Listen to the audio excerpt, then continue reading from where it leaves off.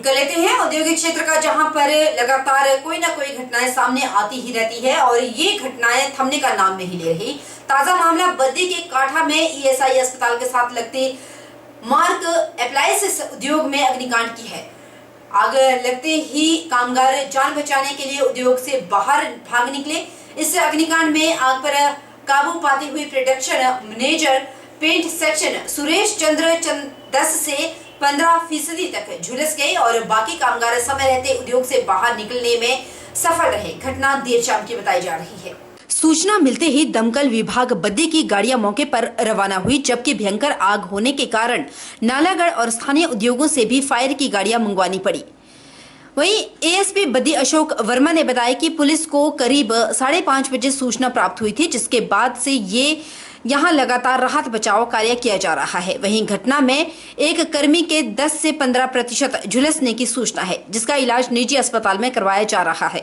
फिलहाल यहां पर आग बुझाने को लेकर प्रशासन कार्य कर रहा है। वहीं आगजनी में घायल हुए सुरेश चंद्र ने बताया कि शाम को वे मीटिंग में बैठे हुए थे, तभी अचानक कामगार चिल्लाते हुए बाहर आए, जिसके बाद खुद अंदर गए और देखा कि एक पेंट ड्रम में आग लगी हुई है। इसके बाद उनके द्वारा उस पेंट ड्रम को वहां से उठाकर ले जाने की कोशिश की गई। इसी दौरान उनका पैर फिसलने के कारण वह आग की चपेट में आ गए। गनीमत रही कि वहां साथ में पड़े पानी के ड्रम में उन्होंने छलांग लगा दी, जिसकी वजह से वो बच गए। फिलहाल खतरे से बाहर है। बद्दी पुलिस को करीब 5:30 बजे सूचना मिली थी कि एक मार्क नाम की कंपनी है जो पंखे बनाने का काम करती है, वहाँ पे आग लगी हुई है।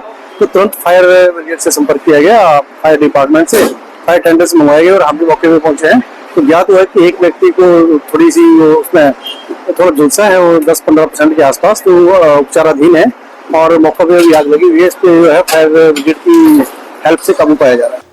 राजकीय आर्य डिग्री कॉलेज नूरपुर में सेमिनार का आयोजन किया गया। कार्यक्रम की अध्यक्षता हॉर्टिकल्चर के सह निदेशक विपिन गुलेरिया ने की। कार्यक्रम का आगाज दीप प्रज्वलित कर किया गया। आर्य डिग्री कॉलेज नूरपुर प्रधानाचार्य अनिल कुमार ठाकुर ने बताया कि इस कार्यक्रम में स्कूल के बच्चों को भी बुलाया गया था, साथ साथ कॉलेज के स्टूडेंट्स को भी शामिल किया गया। उन्होंने कहा कि लोकल किसानों को भी कार्यक्रम में शामिल करने के बारे में सोचा था, लेकिन समय की कमी के चलते ये संभव नहीं हो पाया। हमने फिर भी टीचर्स को इस कार्यक्रम में शामिल किया। प्रिंसिपल ने कहा कि हमारे पास 50 के आसपास लोग जुड़ चुके हैं। उन्होंने कहा कि इसकी प्रेजेंटेशन ऑफलाइन और ऑनलाइन उपलब्ध है। हमारे यहाँ बहुत सारी जड़ी बूटियां हैं, लेकिन युवा पीढ़ी इसको लेकर बिल्कुल भी इंटरेस्ट नहीं दिखा रही, जिन्हें हम आज दादी के नुस्खे कहते हैं, जो अपने ही घर में इस्तेमाल होने वाले सामान जैसे मसाले किचन गार्डन में उपलब्ध चीज़ों से ही छोटी छोटी समस्याओं का हल कर सकते हैं। उन्होंने कहा कि हमें उम्मीद है कि सभी स्टूडेंट्स आगे चलकर इस पर विशेष ध्यान देंगे। हॉस्टल से कुछ ग्रांट मिली थी, तो ग्रांट कोई 10 दिन पहले ही मिली है। ग्रांट थी बच्चों के एक फेस्टिव वेडिंग प्रोग्राम के लिए। हमने सोचा कि क्यों ना कॉलेज के बच्चों के साथ साथ स्कूल के बच्चों को भी इन्वॉल्व किया जाए, क्योंकि अगले साल या उससे अगले साल जो है वो हमारे पास ही आएंगे। तो उनकी अवेयरनेस भी बढ़ाने के लिए हम लोगों ने स्कूल में जाके स्कूल के बच्चों को भी इन्वाइट किया। हमारी तो दिली इच्छा ये थी कि हम यहाँ के फार्मर्स को भी बीच में इन्वॉल्व करते, लेकिन कोड ऑफ कंडक्ट की वजह से हम नहीं कर पाए। इसलिए हमने सिर्फ फिर टीचर्स को बीच में इन्वॉल्व करने की सोची। तो हमने फिर इसको वर्कशॉप कम सेमिनार बना दिया, और ये बहुत ही हमें समय तो मिला नहीं है इसके लिए, बहुत कम समय में हमने इसके लिए प्रिपेयर किया है। और हमारे पास कोई 50 के आसपास एब्स्ट्रैक्ट आ चुके हैं। तो लोगों की प्रेजेंटेशंस ऑफलाइन और ऑनलाइन दोनों मोड से ही होंगी। आज कुछ आज होंगी, कल कुछ कल होंगी। और आज के जो हमारे चीफ गेस्ट हैं डॉक्टर विपिन गुलेरिया जी, आज के कीनोट स्पीकर हैं डॉक्टर कलेर जी, इन दोनों के ही लेक्चर जो है 2 डिफरेंट एस्पेक्ट के ऊपर होने जा रहे हैं। इस मौके पर हॉर्टिकल्चर के सह निदेशक विपिन गुलेरिया ने कहा कि खान पान की वजह से हमारे शरीर में तरह तरह के विकार उत्पन्न हो गए, जिसके परिणाम आने वाले समय में और भी गंभीर हो सकते हैं।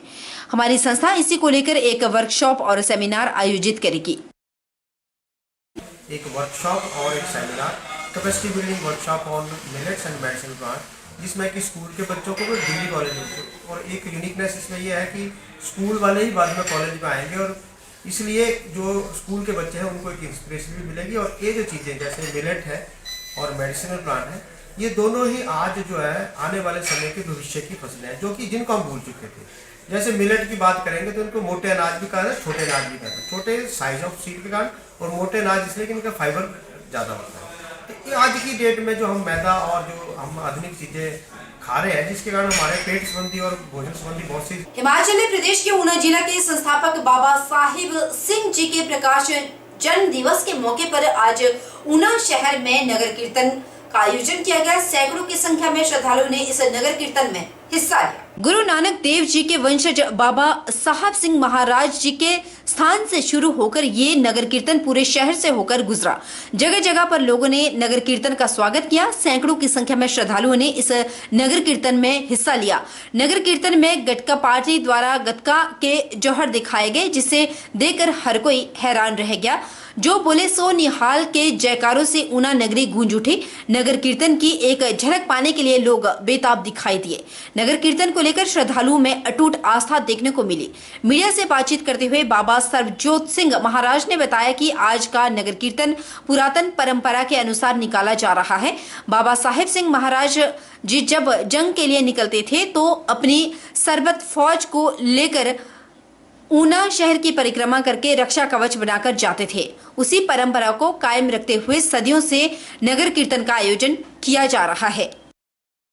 आज का नगर कीर्तन पुरातन परंपरा के अनुसार जो बाबा साहब सिंह महाराज अपने जंगों की लड़ाइयों में निकलते थे, तो अपनी सरबत फौज को लेकर ऊना शहर का परिक्रमा करके एक रक्षा कवच बना के जाते थे। उसी परंपरा को लेकर सामने रखकर हम सदियों से इस नगर कीर्तन का आयोजन किया जाता है।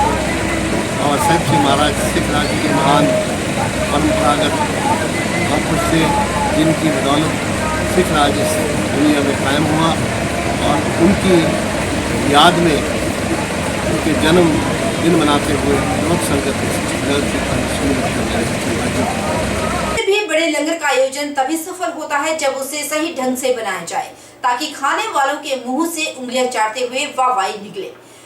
पंडोह में होली के दौरान जिस 4 दिवसीय लंगर का आयोजन किया गया था, उसे खाने वालों ने भी वाहवाही करने में कोई कमी नहीं छोड़ी।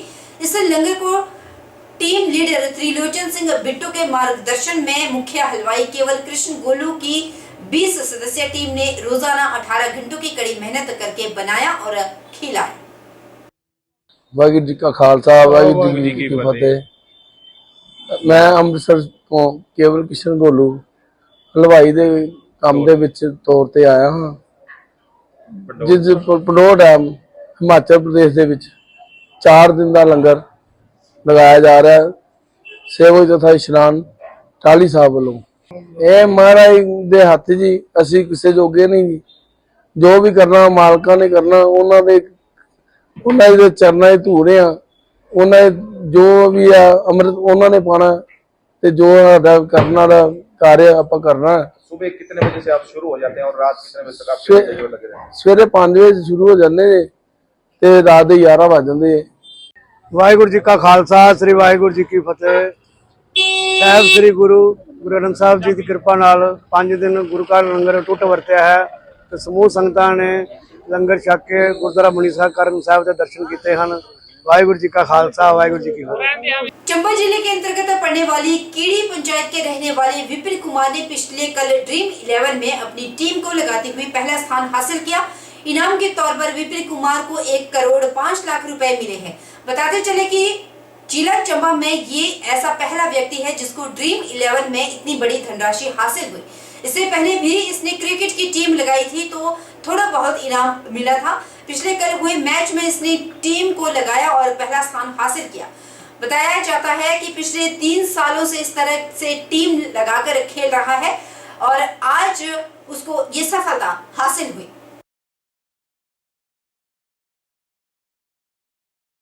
ये गेम मैं 3 साल पहले से खेल रहा हूँ। पहले भी मेरे को कई बार छोटा मोटा अमाउंट जो है ड्रीम 11 से मैंने जीता है और मैं इसको 2020 से लगातार खेल रहा हूँ। युवाओं के लिए मेरा यही संदेश है कि इसकी ज़्यादा लत ना लगाएं। जितना थोड़ी इसमें टीम लगा के 1-2 टीम लगा कर ही इसको खेले। ज़्यादा खेल कर भी इससे हानिकारक हो सकता है, इसलिए इसमें थोड़ा ही 1-2 टीम लगाकर ही अपनी टीम बनाएं। बहरहाल बुलेटिन में इतना ही। आप बने रहिए हमारे साथ और एसएसपी न्यूज 24/7 चैनल के पेज को आप ज्यादा से ज्यादा लाइक करें, शेयर करें और फॉलो करें, क्योंकि आपकी सक्रियता, आपका शेयर, आपका कमेंट हमारे लिए बहुत मायने रखता है। इसलिए आप हमारे एसएसपी न्यूज 24/7 चैनल के साथ भी लगातार बने रहें। नमस्कार।